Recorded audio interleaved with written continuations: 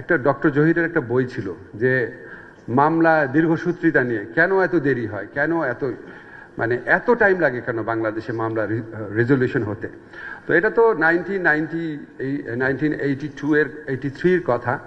তারপর থেকে সারা জীবন এটাই শুনে আসছি যে মামলা শুধু ডিলেই হয়। মামলার দীর্ঘসূত্রিতা, মামলাতে মামলা যাওয়া মানে হচ্ছে একটা মানুষের সর্বনাশ হয়ে যাওয়া।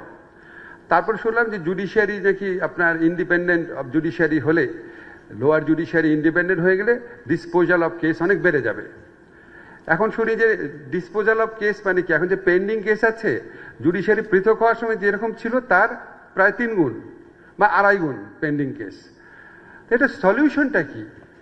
এখন আমাদের যারা ডোনার আছে, আমাদের যারা খুব সেমিনারে খুব চমকপ্রদভাবে কথা বলতে পারেন, তারা অনেক সময় বলেন আচ্ছা জুডিশিয়ারিতে এটা করবো, কিন্তু প্রত্যেকটা জিনিস দেখবেন অত্যন্ত অ্যাম্বিশাস। 500 কোটি টাকা লাগবে, 600 কোটি টাকা লাগবে। আমাদের একটা ডিজিটালাইজেশন প্রজেক্ট আছে, সেটা নাকি 200 না 300 কোটি টাকার। তা আমার কাছে মনে হয় কয়েক লক্ষ কোটি টাকা লাগবে আমাদের পুরো জুডিশিয়ারিকে ফিক্স করতে। লক্ষ কোটি টাকা একটু রাগ করে বললাম, কয়েক হাজার কোটি টাকা লাগবে। অথচ আমি যখন চিন্তা করলাম যে আমরা যদি লিগ্যাল এইডটাকে ইফেক্টিভ করতে পারি, কত অল্প খরচে, কত অল্প কষ্টে আমরা কত মানুষকে রিলিফ দিতে পারি। আমি কিন্তু এটা আউট অফ দ্য ব্লু চিন্তা করি নাই। আমি লিগ্যাল এইড অফিসে গিয়ে 2টা তথ্য আমাকে খুবই ইমপ্রেস করলো। একটা হচ্ছে তারা 90% of the cases, the persons who come to the legal aid office, they go back home with satisfaction. They don't go to the formal court. They are very happy with the outcome they receive at the Legal Services Association. The legal aid পাওয়ার পর 90% লোক আর কোর্টে যায় না। আর এখানে আমাদের জাজরা আছেন, আপনারা আমার চেয়ে ভালো জানবেন, ট্রায়াল কোর্টে জাজমেন্ট পাওয়ার পর কি 90% লোক চুপ থাকে, নাকি এর চেয়ে বেশি লোক, 10%-এর বেশি লোক আপিলের ডিভিশনে যায় না আপিল করতে? তো এত ফর্মাল ট্রায়াল, এত কিছু করার পর আপনি 90% যারা লিটিগেন্ট আছে তাদের স্যাটিসফাই করতে পারেন না রায় দিয়ে। আর লিগ্যাল এইড 90%কে স্যাটিসফাই করে ফেলে। এটা হচ্ছে একটা বিস্ময়কর তথ্য, আমি খুব ইমপ্রেস হলাম। আরেকটা তথ্য হচ্ছে নর্মাল বিচার করতে যে টাইম লাগে, জেনারেলি লিগ্যাল এইড অ্যাসোসিয়েশনের মিডিয়েশনের মাধ্যমে তার 1/10 সময় লাগে। 1/10 সময় নিয়ে কি বলবো, 1% খরচ নিয়ে, 1/10 সময় নিয়ে মানুষকে এত হ্যাপি করা যায়, তাহলে এটাকে আমাদের কত বেশি এক্সপ্লোর করার, এটার পটেনশিয়ালসটা কত বেশি এক্সপ্লোর করার স্কোপ রয়েছে আমাদের। তা আমরা অনেকগুলা, সেদিন প্রথম দিনই ওখানে কনসালটেশন করলাম, তারপর আবার কনসালটেশন করলাম, অনেকের সাথে কথা বললাম, আমরা নিজেরা মিনিস্ট্রিতে কনসালটেশন করলাম। আমরা যত রিফর্ম করি আমি সবসময় বলি our unsung heroes are the officers of the law ministry. আমি ঘন্টার পর ঘন্টা তাদের সাথে বসি, এবং আমি যখন when I sit with them for any reform proposal, then only I find them very happy. I'm talking about the officers of the law ministry. I'm really grateful to all of them. এটা একটা occasional বলার জন্য। তা আমরা যখন বসতে চমৎকার সব সলিউশন চলে আসলো। বলে আচ্ছা লিগ্যাল এইডে মানুষকে ম্যান্ডেটরি করে দিই, তোমার লিগ্যাল এইডে যাইতে হবে। ছোট কেস তুমি আদালতকে ভারাক্রান্ত করতে পারবা না, তুমি আগে লিগ্যাল এইডে যাও। লিগ্যাল এইডে যদি স্যাটিসফাইড না হও তাহলে তুমি আদালতে আসো, সমস্যা নাই। তো সেখান থেকে কনসেপ্ট আসলো ছোট কেস কোনগুলা। সেটাকে আমরা 9টা-10টা কেস বাছাই করলাম, 9টা-10টা আইনের মাধ্যমে, যেগুলিতে প্রথমে লিগ্যাল এইডে যেতে হবে, তারপরে আপনি কোর্টে আসবেন। এখন সেকেন্ড কথা হচ্ছে এই লিগ্যাল এইড মামলাগুলো ডিল করবে কে? নর্মালি একজন জুনিয়র লেভেলের জাজ, জেলা লিগ্যাল এইড অফিসার থাকে। তখন আমাদের কনসেপ্ট আসলো ঠিক আছে, একজন সিনিয়র জাজ থাকবেন, একজন মিড র্যাঙ্কিং জাজ থাকবেন, আর একজন বাইরের রিটায়ার্ড ডিস্ট্রিক্ট জাজটা থাকবেন। আমি অনেক রিটায়ার্ড ডিস্ট্রিক্ট জাজকে চিনি, আমার বন্ধুরাই রিটায়ার্ড ডিস্ট্রিক্ট জাজ। তারা ফিজিক্যালি ভেরি ফিট, তারা অনেক ইউনিভার্সিটিতে প্রফেসরের চাকরি করছে, অনেক জায়গায় কনসালটেন্সি করছে। তো এটা ওনারা করতে পারবেন না কেন? অবশ্যই পারবেন, ওনাদের জেনুইন এক্সপার্টিজ আছে এখানে। সব কিছুই আমরা করতে পেরেছি। এখন যখন আমাদের সম্পদ ব্যবস্থাপনার প্রসঙ্গ আসে, এখন দেখা গেলো লিগ্যাল এইড যেখানে দিবে সেখানে লিগ্যাল এইড যাওয়ার স্পেসটাই নাই। যে জন্য আমরা যখন প্রথম 20টা জেলা বাছাই করলাম, অনেকগুলো বড় জেলা, আমাদের পূর্তমন্ত্রী আছেন, আমাদের আইন বিভাগের বড় ভাই, আপনার কাছে দুঃখ করে বলি, অনেকগুলো বড় জেলাতে আমরা চিন্তা করেছিলাম যেখানে লিগ্যাল এইড দিব, কিন্তু অফিসটা এত ছোট, ওখানে লিগ্যাল এইড দেওয়ার কোনো স্কোপ নাই, যে জন্য বাদ দিতে হয়েছে। এখন আমরা যখন এই ধরনের প্রোগ্রাম করি, আমরা এই স্টেফান আছে, তারপর মিলার আছে, ওনাদেরকে ইনভাইট করি।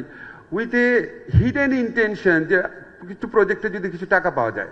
এগেইন এখানে আমার একটা রিয়েলাইজেশন আছে, আমি ল মিনিস্ট্রিতে গিয়ে দেখলাম এখানে আমাদের আইজিআর অফিসের 2000 কোটি টাকা আছে। আমার প্রবাসী কল্যাণ মন্ত্রণালয়ে প্রবাসী যে কল্যাণ বোর্ড আছে তাদের 1600 কোটি টাকা আছে।